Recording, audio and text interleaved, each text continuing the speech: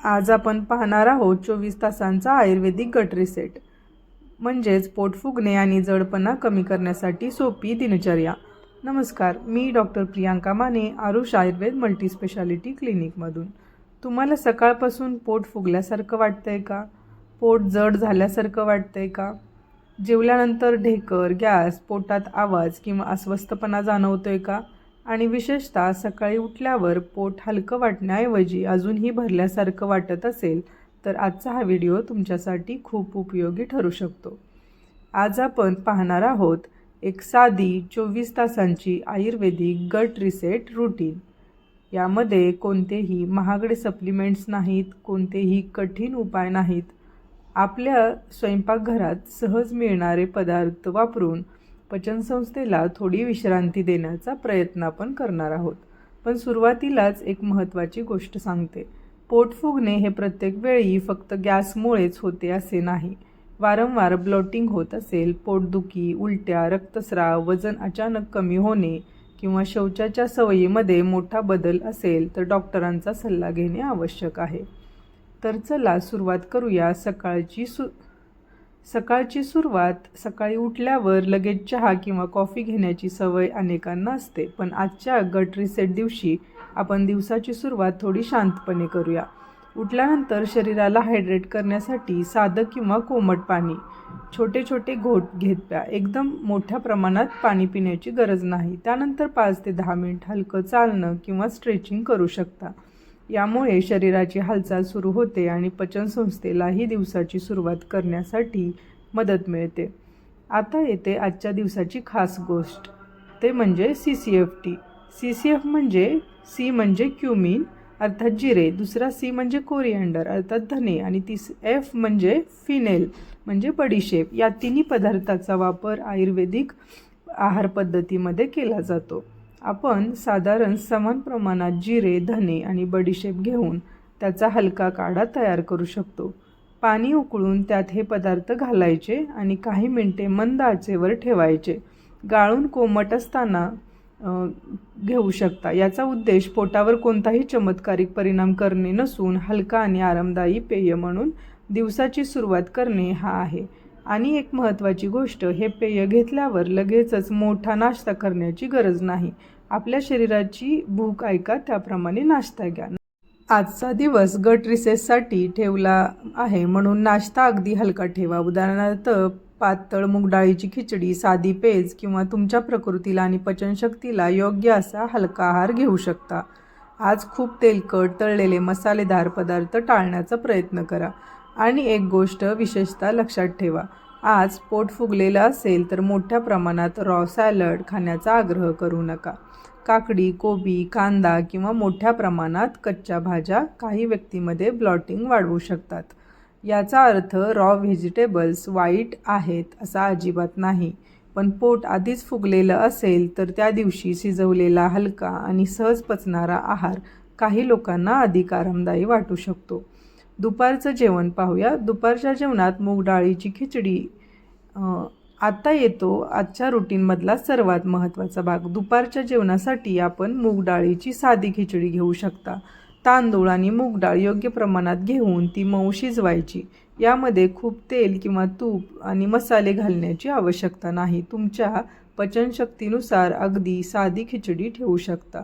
खिचडीसोबत खूप मोठं जेवण करण्याऐवजी प्रमाण मर्यादित ठेवा. आणि जेवताना एक महत्त्वाची गोष्ट, जेवण घाईघाईने करू नका. प्रत्येक घास नीट चावून खा, कारण डायजेशनची सुरुवात फक्त पोटात होत नाही, अन्न चावण्यापासूनच पचनाची प्रक्रिया सुरू होते. जेवणानंतर काय करायचं? तर जेवल्यानंतर लगेच झोपण्याची किंवा सोफ्यावर तासनतास बसण्याची सवय टाळा. थोडं हलकं चालणं फायदेशीर ठरू शकतं, पण लगेच जोरदार एक्सरसाइज करण्याची गरज नाही. तुम्हाला कम्फर्टेबल वाटेल इतकंच हलकं चालणं पुरेसं आहे. आणखी एक महत्त्वाची गोष्ट, जेवताना किंवा जेवणानंतर पाणी पूर्णपणे बंद करण्याची गरज नाही. तहान असेल तर पाणी घ्या, फक्त एकदम मोठ्या प्रमाणात पाणी पिण्याऐवजी गरजेनुसार घ्या. दुपारनंतरची वेळ. दुपारनंतर पुन्हा भूक लागली तर बिस्किट, चिप्स, बेकरी प्रोडक्ट्स किंवा सतत चहा कॉफी घेण्याऐवजी हलका पर्याय निवडा. भूक नसेल तर फक्त वेळ झाली म्हणून खाण्याची गरज नाही. आजचा उद्देश आहे पचनसंस्थेवर अनावश्यक ताण न आणता साधा आहार घेणे. म्हणून सतत थोडं थोडं काहीतरी खात राहण्यापेक्षा शरीराची भूक समजून घ्या. संध्याकाळी पुन्हा CCFT. जर तुम्हाला CCFT सूट होत असेल तर संध्याकाळी हलकं कोमट CCFT घेऊ शकता.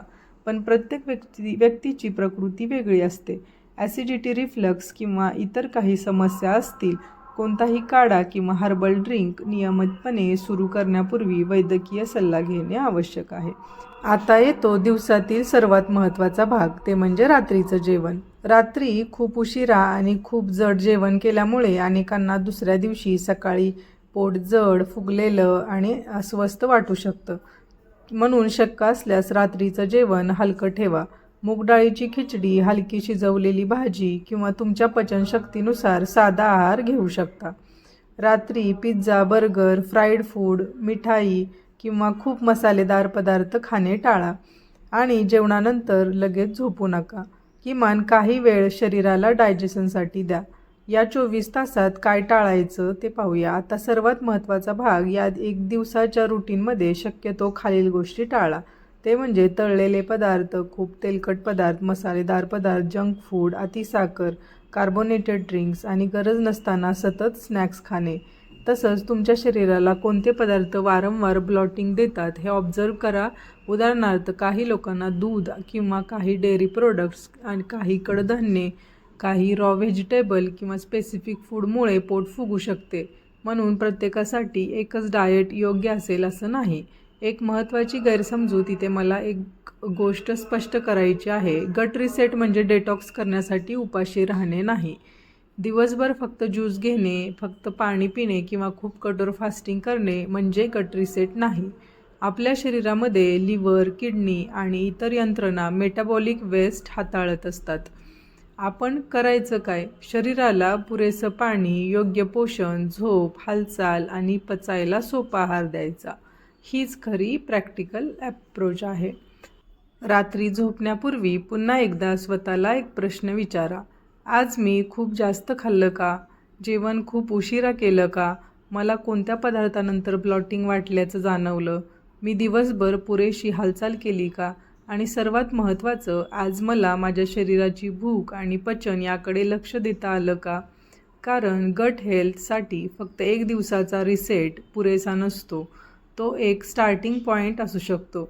दुसऱ्या दिवशी काय करायचं? तर दुसऱ्या दिवशी अचानक पुन्हा हेवी फूड सुरू करू नका. हळूहळू तुमचा नेहमीचा बॅलन्स डाएट सुरू करा. भाज्या, फळे, डाळी, धान्य, प्रोटीन आणि आवश्यक फॅट्स यांचा संतुलित आहार घ्या. तुमच्या शरीराला जे पदार्थ सूट होतात ते ओळखा आणि जर ब्लॉटिंग वारंवार होत असेल तर घरगुती उपाय करत बसू नका. यामागे constipation, food intolerance, acidity, IBS किंवा इतर गॅस्ट्रोइंटेस्टायनल कारणं असू शकतात. म्हणून समस्या वारंवार होत असेल तर योग्य तपासणी आणि डॉक्टरांचा सल्ला महत्त्वाचा आहे. शेवटचा महत्त्वाचा संदेश, आज आपण पाहिलं सकाळी साधं किंवा कोमट पाणी, हलकी हालचाल, CCFT, हलका आणि सहज पचणारा नाश्ता, दुपारी मूग डाळीची साधी खिचडी, जंक आणि अतितेलकट पदार्थांना ब्रेक, जेवण नीट चावून खाणं, जेवणानंतर हलकं चालणं, रात्री हलकं जेवणं आणि पुरेशी झोप ही 24 तासाची रुटीन तुमच्या पचनसंस्थेला एक साधा, हलका दिवस देण्यासाठी आहे. पण जर तुम्हाला सतत ब्लॉटिंग, तीव्र पोटदुखी, उलट्या, रक्तस्राव, अनएक्सप्लेन वेट लॉस किंवा दीर्घकाळ शौचाच्या तक्रारी असतील तर स्वतःहून रिसेट करण्यापेक्षा डॉक्टरांचा सल्ला घ्या. आणि हा व्हिडिओ तुम्हाला उपयोगी वाटला तर लाईक करा. तुमच्या कुटुंबातील किंवा मित्रपरिवारातील ज्यांना वारंवार पोटफुगी समस्या आहे त्यांच्यासोबत शेअर करा. अशाच सोप्या आणि उपयोगी आरोग्यविषयक माहितीसाठी आरुष आयुर्वेदाच्या यूट्यूब चॅनलला सबस्क्राईब करा. आणि कमेंटमध्ये मला सांगा, तुम्हाला ब्लॉटिंगची समस्या जास्त कधी होते, सकाळी जेवल्यानंतर की रात्री? पुढच्या व्हिडिओमध्ये पुन्हा भेटूयात. तोपर्यंत निरोगी राहा, आनंदी राहा. धन्यवाद.